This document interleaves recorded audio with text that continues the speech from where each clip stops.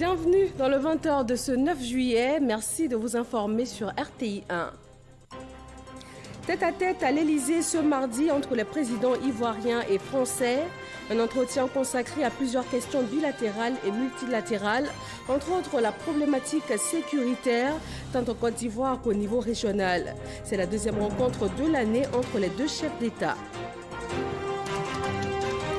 Amadou Soumaoro est le nouveau président de l'APF. Le président de l'Assemblée nationale de Côte d'Ivoire a été élu par acclamation à la tête de l'Assemblée parlementaire de la francophonie au terme de la 45e session de l'institution parlementaire à Abidjan.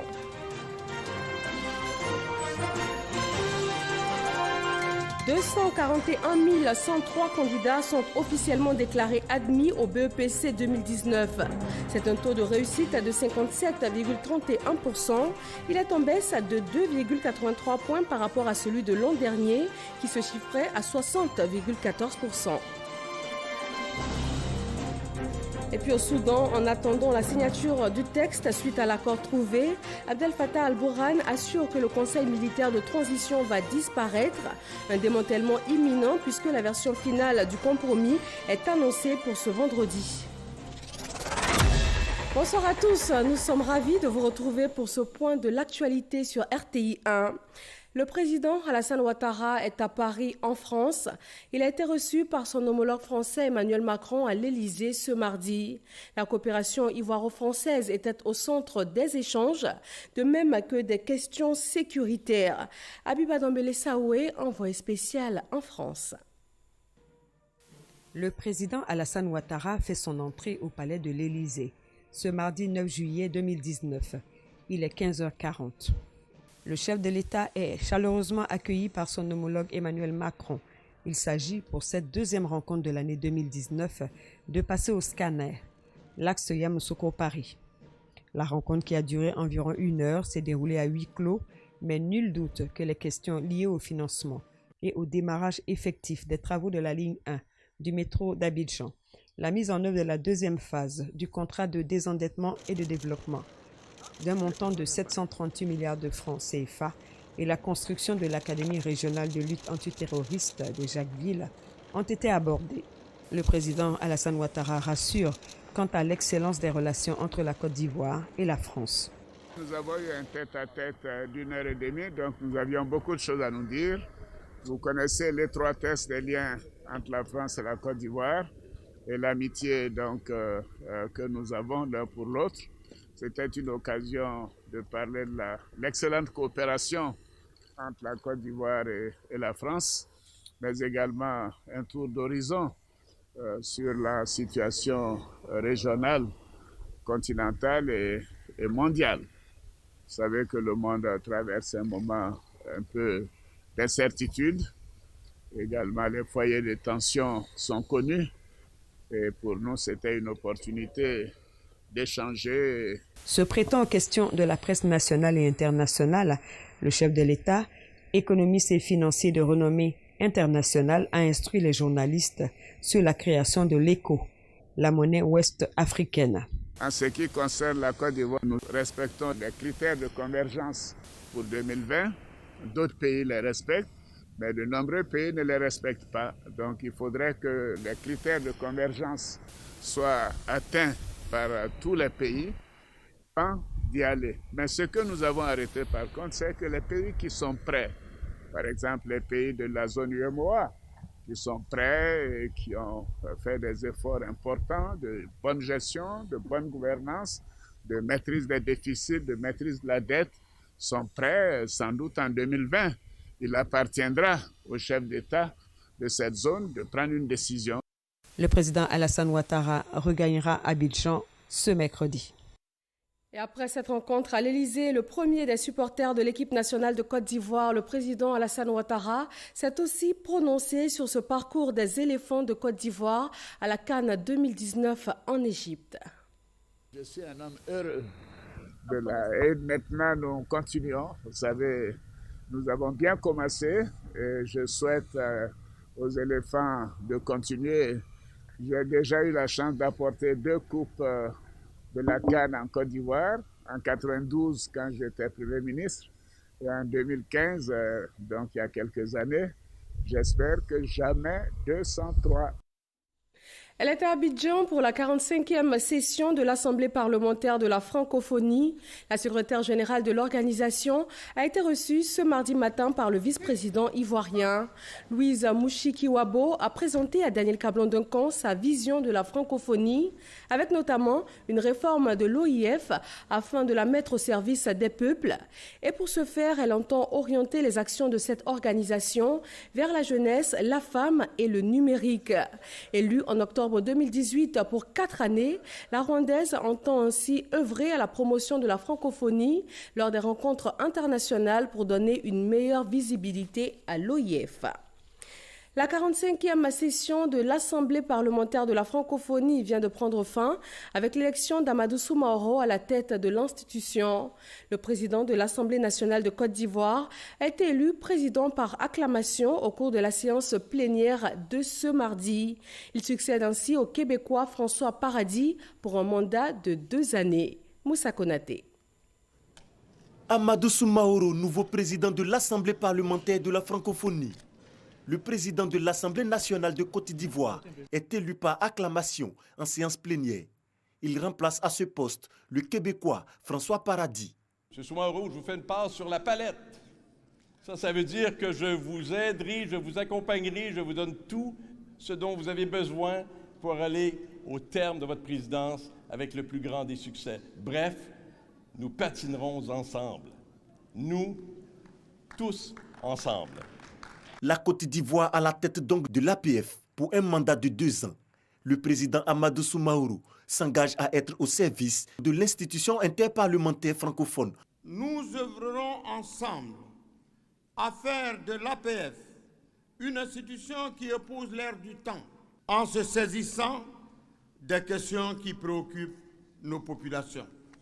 C'est pourquoi je lance un appel à tous en vue de la mise en œuvre de notre plan stratégique afin de poser les jalons de nos actions futures en ayant à l'esprit la construction d'une véritable communauté francophone dont les interventions profitent pleinement aux populations de nos pays.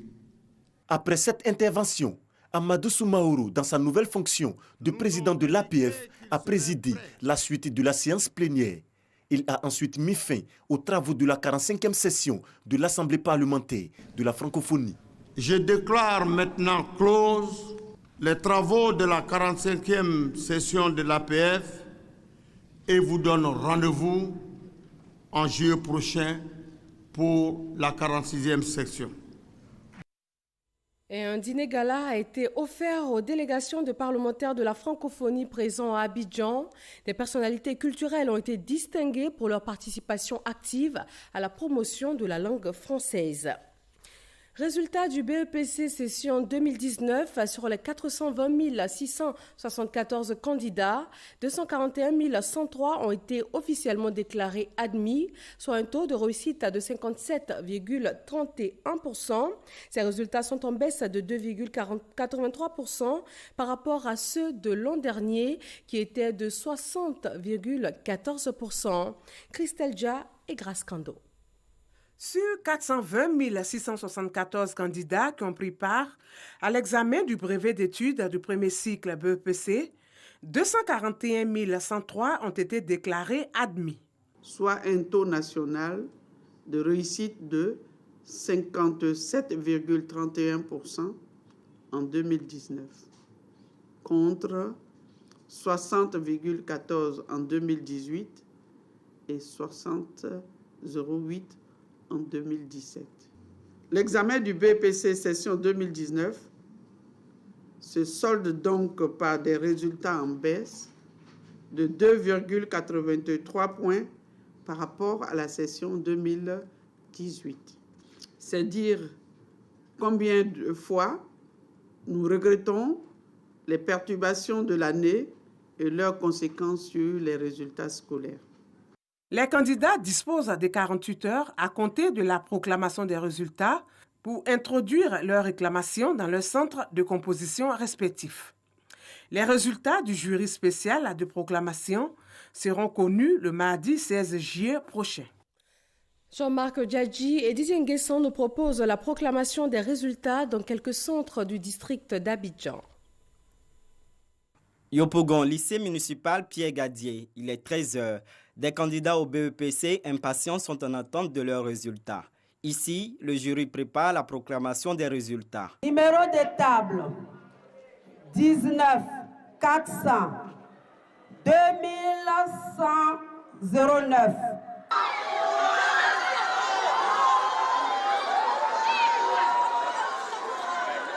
J'ai travaillé, j'ai cru en moi et Dieu m'a récompensé.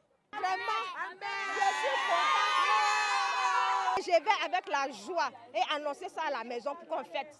Dans ce centre, 158 candidats ont été déclarés admis sur 535. Les candidats sont appelés, selon les règles, à introduire leurs réclamations. Les candidats au BPC, nous en avions 535 et il y a eu 158 admis, ce qui donne un taux de réussite de 31,60%.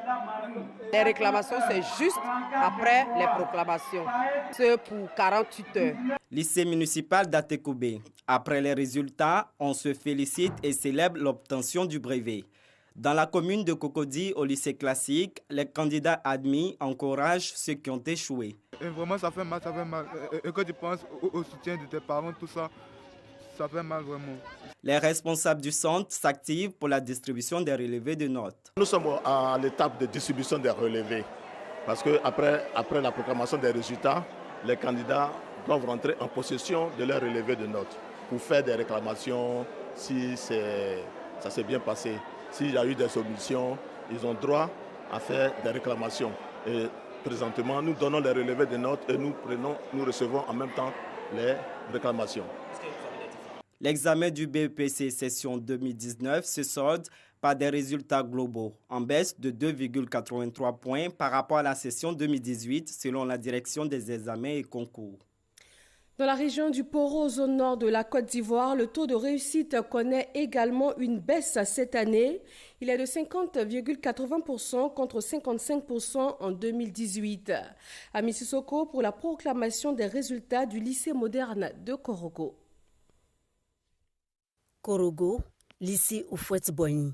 Les résultats du BEPC. Joie et tristesse sont au rendez-vous. 7, 12. Les admis, on n'en compte pas beaucoup dans ce centre. Le centre du lycée Houphouët-Boigny 1 a accueilli 720 candidats. 248 sont admis, soit 34,44%. Le centre du lycée Houphouët-Boigny 2 a lui aussi accueilli 720 candidats pour un taux de réussite de 25,30%.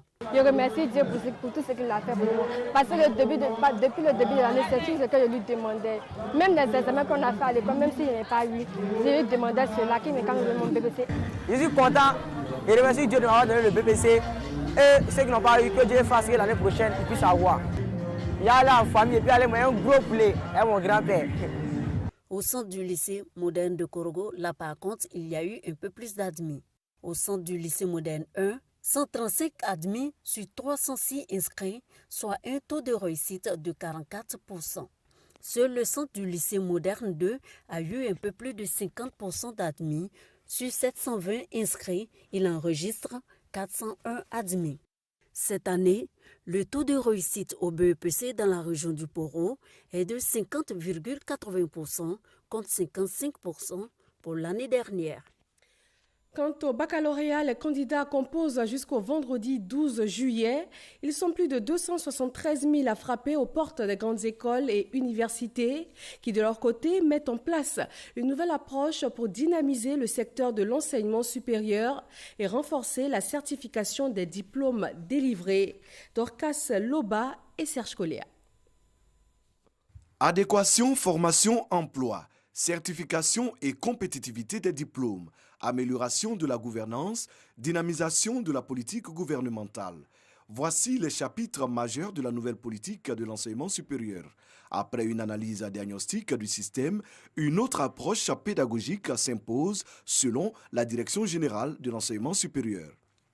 Nous constatons en Côte d'Ivoire que l'enseignement supérieur est peu pertinent.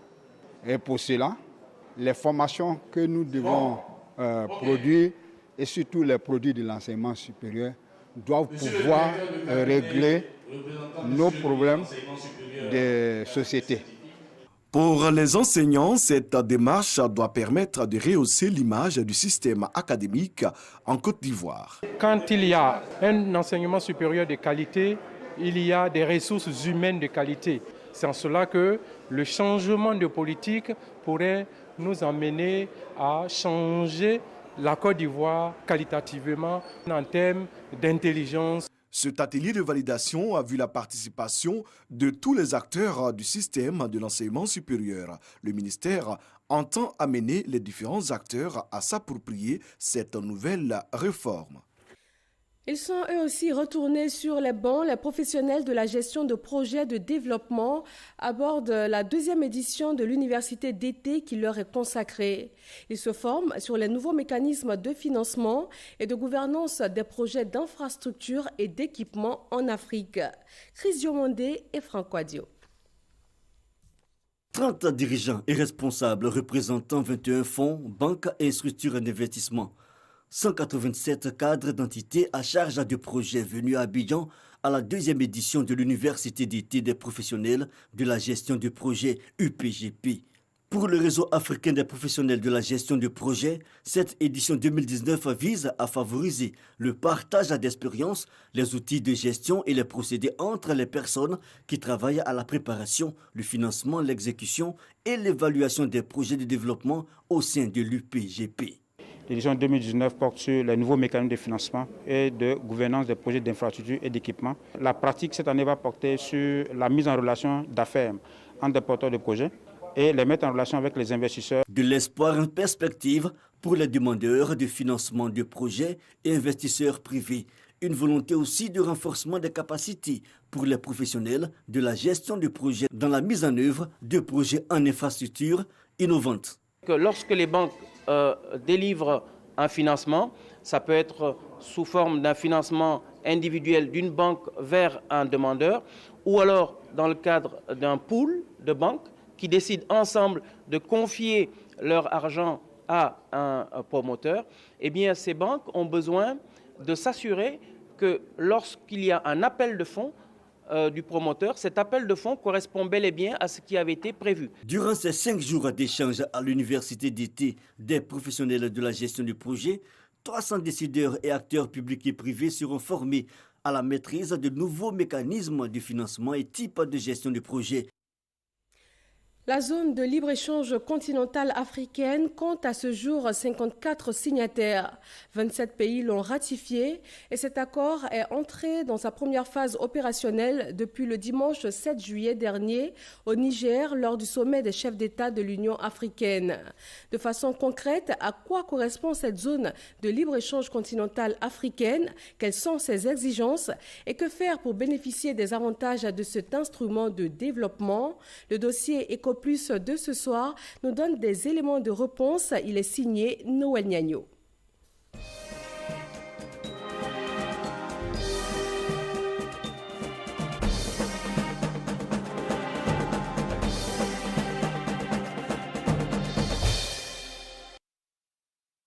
Palais des Congrès de Niamey, dimanche 7 juillet 2019.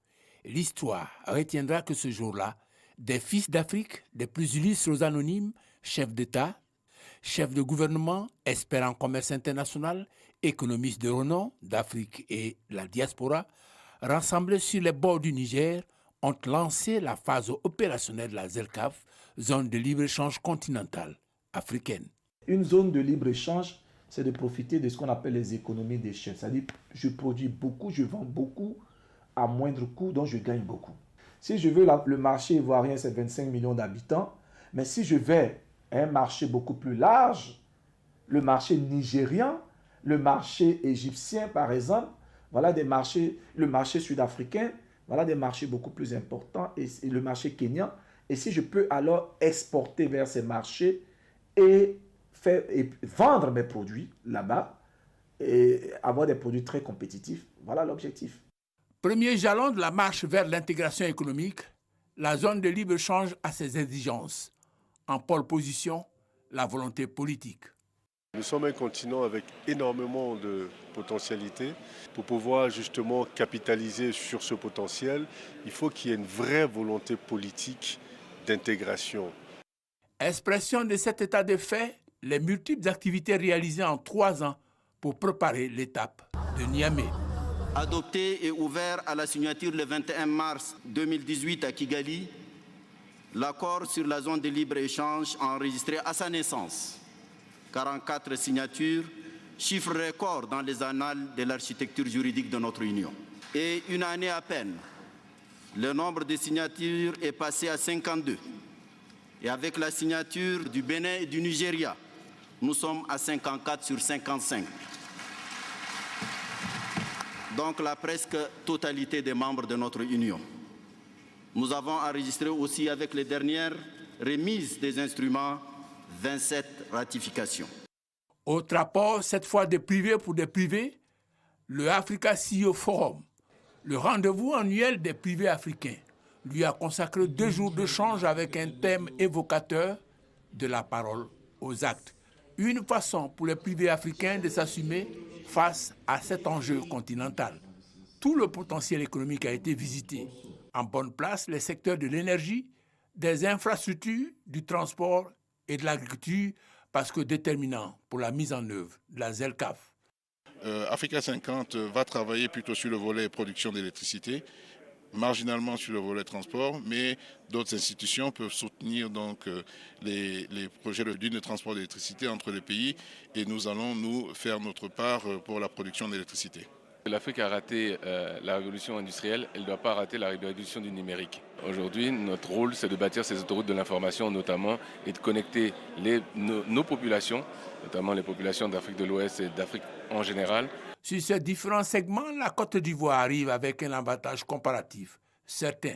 La ZLEC est en train de nous obliger à sortir des petits pas. Il faut faire des bons produits en avant pour qu'on soit compétitif sur le marché international. De faire en sorte d'abord que nous, l'institut de recherche que nous sommes, je vais parler de chez nous comme au Ghana ou dans les autres pays, nous sommes des instituts de recherche forts, mais également des instituts qui puissent véritablement travailler en harmonie et en association, en coopération, pour permettre justement de maintenir ce potentiel-là. En rentrant dans la zone de libre-échange continentale, la Côte d'Ivoire est déjà outillée. Il s'agit de vraiment améliorer ce qui existe, de faire en sorte que les PME qui existent, ou les petites entreprises, ou toutes les entreprises en tout cas en Côte d'Ivoire, puissent participer, puissent prendre avantage de notre organisation, de nos infrastructures, et que vraiment nous puissions en tant qu'économie prendre une part prépondérante dans ces zones de libre-échange.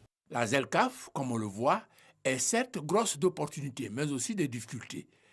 Les défis doivent être relevés et lui donner toutes les chances de sa réussite pour gagner le pari de l'avènement demain d'un marché commun, puis d'une zone monétaire. De libre-échange portant sur la disparition d'une bonne partie, on parle de 90% thème, des droits de douane et des barrières non tarifaires qui sont toutes les réglementations qui limitent les échanges. Dans cette zone de libre-échange, les pays africains disent à terme, nous voulons aller vers un marché commun. Donc nous poussons notre zone de libre-échange pour que les échanges ne portent pas seulement sur les biens et services, mais les échanges puissent porter également sur les capitaux financiers, sur les hommes, donc la main-d'œuvre, pour avoir un marché commun. C'est le prix à payer pour construire la nouvelle Afrique, riche demain de 2 milliards de consommateurs, avec le quart de cette population vivant en ville, avec un produit intérieur brut de plus de 3 000 milliards, participant sans complexe à la mondialisation. Merci Noël Gnagno pour ce dossier sur la zone de libre-échange continentale. Les députés de la Commission des affaires économiques et financières de l'Assemblée nationale se forment. L'Autorité nationale de régulation des marchés publics leur donne des notions qui doivent leur permettre de savoir comment les marchés publics sont régulés et surtout participer ainsi efficacement à la lutte contre la corruption et la fraude dans ce domaine. Nadia Eja et Alvorassa. La régulation des marchés publics en Côte d'Ivoire, c'est le thème qui a sanctionné cette formation des parlementaires sur la transparence dans la commande publique. Le cadre juridictionnel de l'Autorité nationale de régulation des marchés publics leur a été présenté. Environ une soixantaine de députés ont suivi cette formation essentielle pour la bonne gouvernance et le maintien d'un climat de confiance dans l'environnement des affaires. Elle a porté sur l'information sur le système des marchés publics. La notion de marché public, la notion de régulation. Et surtout, notre souhait, c'est que les députés en repartant puissent être des porte-voix, comme ils sont des acteurs de terrain, pour que le public sache véritablement qu'il y a une organisation qui existe, qui veille à la transparence dans le processus d'attribution et d'exécution des marchés publics. Désormais outillés, les représentants du peuple en charge des questions économiques et financières se sont engagés à utiliser cet instrument de régulation dans l'intérêt des populations. Nous, en tant qu'Assemblée nationale, pour mener certaines actions de contrôle, nous faisons appel à des structures spécialisées. Et là, nous venons d'apprendre que l'Autorité nationale de régulation des marchés publics a des cellules spécialisées. Nous verrons comment, dans quelles conditions on peut travailler avec ces cellules. Ça me donne l'opportunité de savoir que s'il y a des anomalies dans l'exécution des travaux dans nos régions, je peux m'adresser à l'autorité de régulation des marchés publics. Créée en 2009, la NRNP a formé à ce jour plus de 8000 acteurs dans le secteur public et privé et de la société civile. 282 décisions ont été rendues, dont 29 ayant conduit à l'exclusion de 41 entreprises à toute participation au marché public sur le territoire ivoirien. Cela pour une période de 2 ans. Selon son président, Coulibaly Yacouba, c'est l'expression de toute la rigueur pratiquée par la NRNP dans la régulation des marchés publics. On s'intéresse maintenant à la sécurité routière avec cette phase de répression contre l'incivisme qui est en marche dans la région de Gbeke. Plus question des engins à 2 ou 3 roues sans casque de sécurité ou toute autre infraction routière. Le préfet de la région a mis en mission les forces de l'ordre. Des organisations de la société civile soutiennent le projet de loi du gouvernement ivoirien sur la réforme de la commission électorale indépendante. Réunies au sein de la plateforme panafricaine des femmes et des jeunes pour la paix, la démocratie et la gouvernance, ces organisations ont fait une déclaration ce mardi. Michel Digré. La plateforme panafricaine des femmes et des jeunes pour la paix, la démocratie et la gouvernance se dit satisfaite du projet de loi portant recomposition de la CEI et pour cause. La composition proposée par le projet nous apparaît raisonnable en ce sens que pour la première fois, la société civile sera représentée au sein de la commission électorale avec 6 représentants. Contre 3 respectivement pour les forces politiques au pouvoir et celles de l'opposition. Même si certains points de ce projet devront être réexaminés par le Parlement, cette plateforme de la société civile souhaite que les négociations en vue d'une CEI consensuelle soient dépassionnées. Il apparaît utile à la DPFJ d'attirer encore une fois l'attention de toutes les Ivoiriennes et tous les Ivoiriens sur la nécessité de solutions concertées dans le cadre, le respect mutuel et l'esprit républicain qui nous ont souvent fait défaut. La 2PFJ marque ainsi sa détermination à poursuivre ses actions en vue de contribuer à un processus électoral apaisé et inclusif. Au Soudan, un compromis a été annoncé. En attendant la signature du texte, le chef du conseil militaire assure que le conseil va disparaître. Un démantèlement imminent puisque la version finale du compromis est annoncée pour ce vendredi. Les détails techniques sont très attendus. Le texte prévoit un conseil de transition qui va gérer le pays jusqu'aux élections pendant 21 mois. Et Abdel Fattah al-Burhan a par ailleurs annoncé que les soldats ne quitteraient pas les rues avant la fin de cette période. Les rencontres de la Coupe d'Afrique des Nations Cannes 2019 reprennent demain avec les quarts de finale. À l'affiche donc demain mercredi, Sénégal, Bénin et Nigeria, Afrique du Sud. Quant aux éléphants de Côte d'Ivoire, ils affrontent jeudi l'Algérie pour tenter d'arracher leur place pour les demi-finales. Une rencontre suivie du match Madagascar-Tunisie. Merci de votre attention. Retrouvez à 23h Marine Cognon sur RTI 1. Bonsoir et à demain.